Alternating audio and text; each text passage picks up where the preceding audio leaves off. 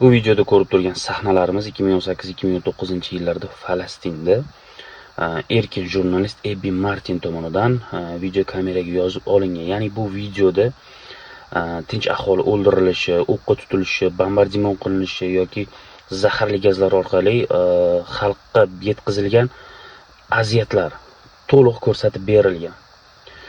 Ya'ni 1948-yildan buyog'iga falastinliklar o'zlari qayta ololmagan yerlariga qaytish huquqini talab qiladi va G'azo sektoriga qo'yilgan qamalni olib tashlash maqsadida tinch aholi namoyishlarga chiqishadi va Isroil armiyasi tomonidan snayperlarda o'qqa tutiladi, bombardimon qilinadi, yoshlantiruvchi zaharli gazlar orqali tinch aholi bostiriladi, ya'ni vahshiyona bostiriladi.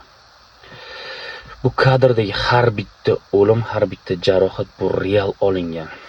Ya'ni o'sha videoni to'lig'ini YouTube ga yozib ko'rsangiz ham bo'ladi. Shifokorlar, tinch aholi, yosh qari jurnalistlar, ayniqsa press yozuvi bor jurnalistlarni ham otib o'ldirishadi. Kameraga yozib turgan holatida otib o'ldirishadi.